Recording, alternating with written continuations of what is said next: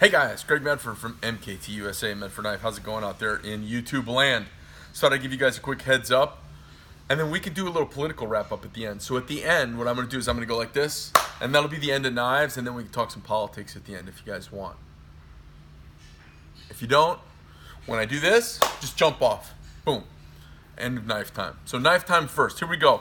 This is a batch of coolery headed to DLT Trading. They're up in Marionette, Wisconsin. Paul is the contact up there. Let me give you the number just in case you guys need it. 877-622-2397, and that is DLTtrading.com.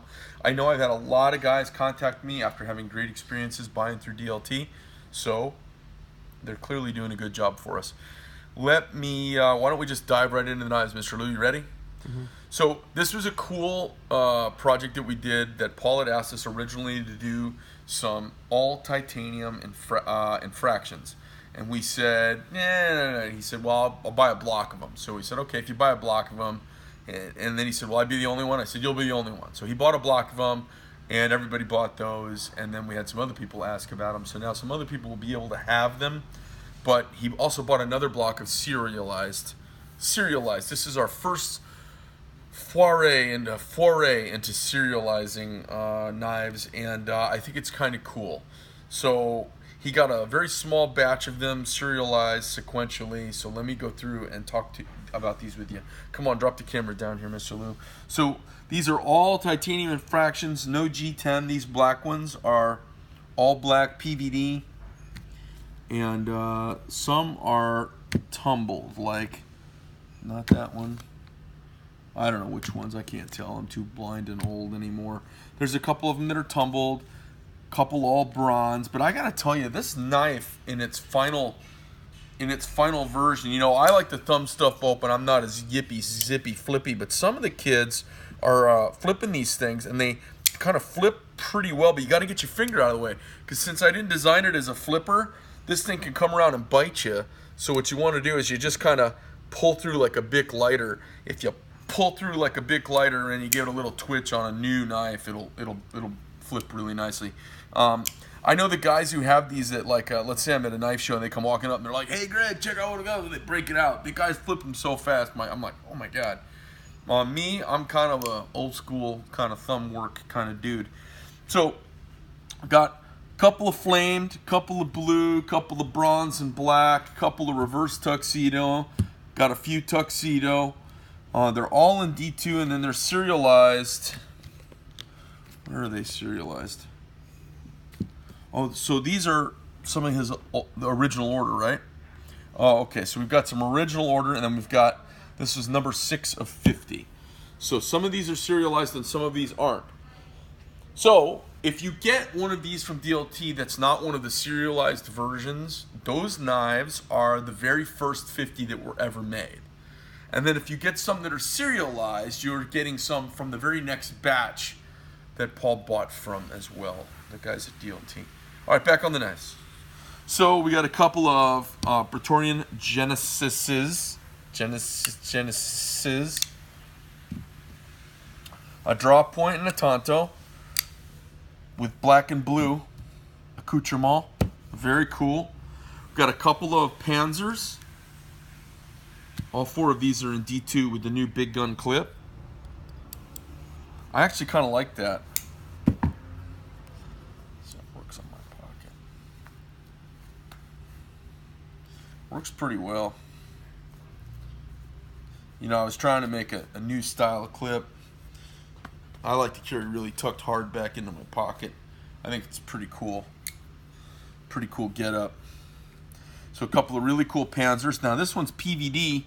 That's had some like bamboo forest put on it, and then this one was anodized, kind of a lavender color. He's got a couple of the Barungs. This knife has been a hell of a project getting this knife launched well, and I really, really, really like this knife. So very cool. He's got 4 Barungs here. Yeah, these are all lovely, lovely, lovely knives. I can't help but like do final quality checks on them.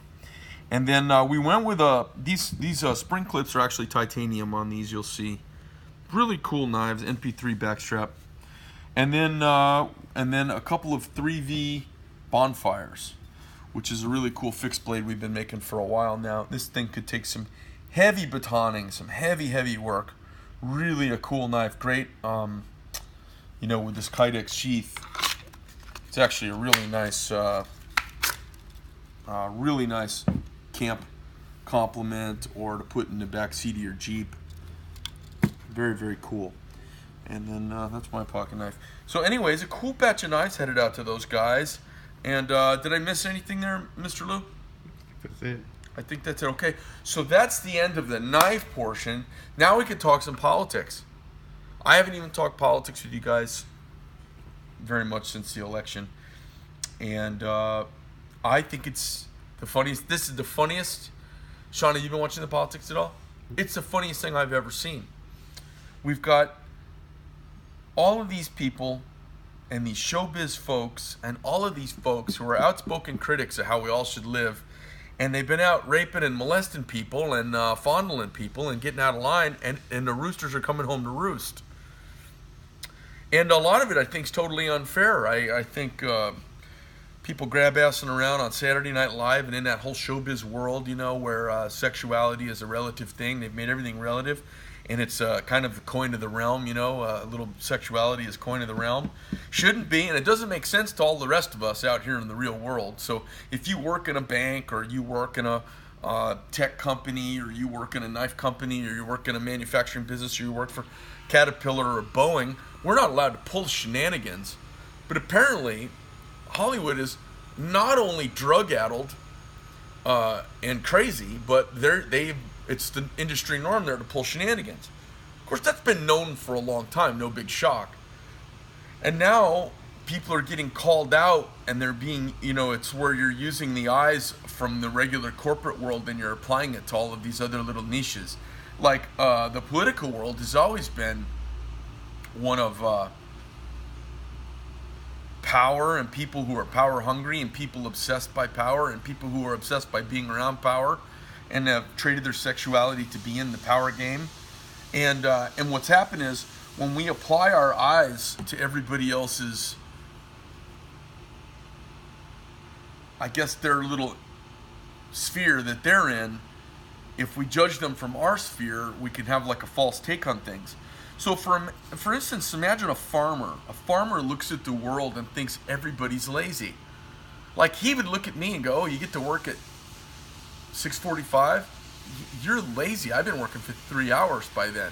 Like in the trucking business, they're up at 3 o'clock in the morning.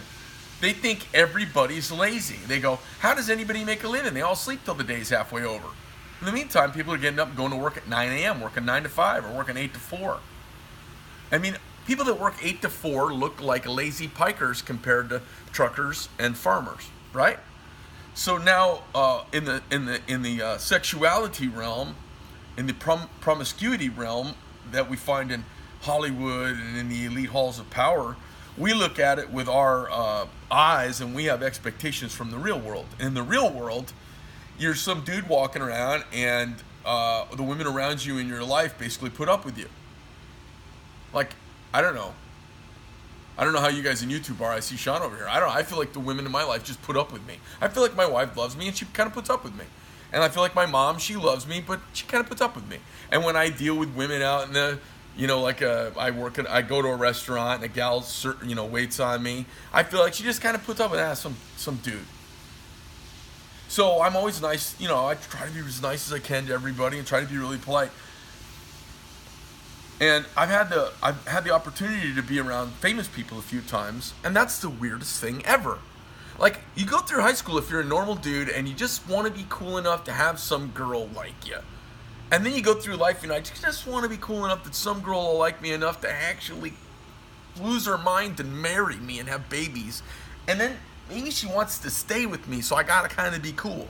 So we have our throttle on our assholeometer.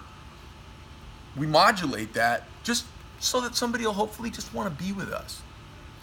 Imagine if you're famous and you walk into a restaurant and every girl in the room stares at you. Imagine every person you interview for a job basically looks at you with a starlet's seductive eyes with the promise that anything could happen. It's just a kooky reality. I can't imagine. Like when I'm interviewing women for a position here, I'm never assessing them for their attractiveness. It's not part of the equation. But if you're in Hollywood and you're interviewing women, guess what? You're assessing them for are they an it girl? Are they attractive? You know what the it is? Is there something about it that makes you want to be with them? The whole thing is around the art of seduction, right? And that's what actresses and actors are really good at. So I've been around some famous people a couple times, and it's just downright, it's unnerving because they have a false view of reality. Because everywhere they go, everybody wants to hang on their every word, be captured by their moment. I've heard it described when someone of fame and notoriety engages with you, it feels like you're standing in the glow of the sun with them. And I felt that as well. And when they turn away, it's a cold and lonely place. And I felt that as well too.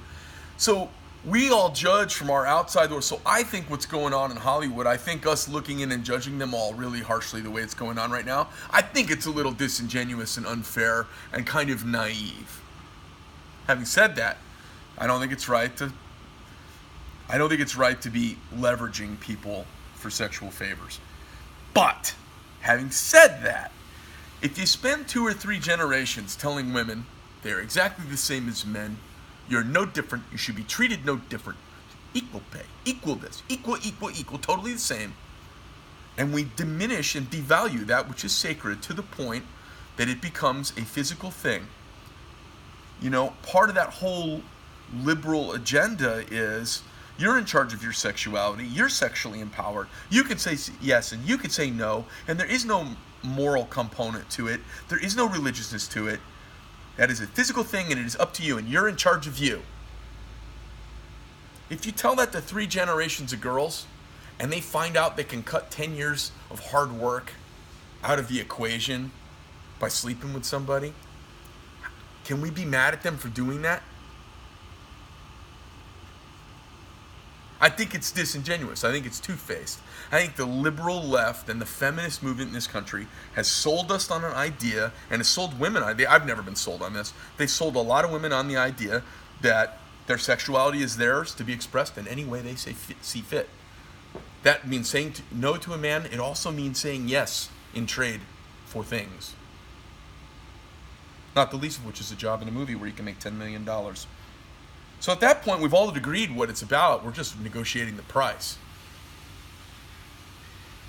So if 7 out of 10 gals that come through your office acts like that, and that becomes the norm, I think if you've got a little predator in you, you can expect that. It would be reasonable to assume if you've got a little bit of predator in you, you might expect that to be the norm out of So 3 out of 10 get mad at you for pulling out your wiener.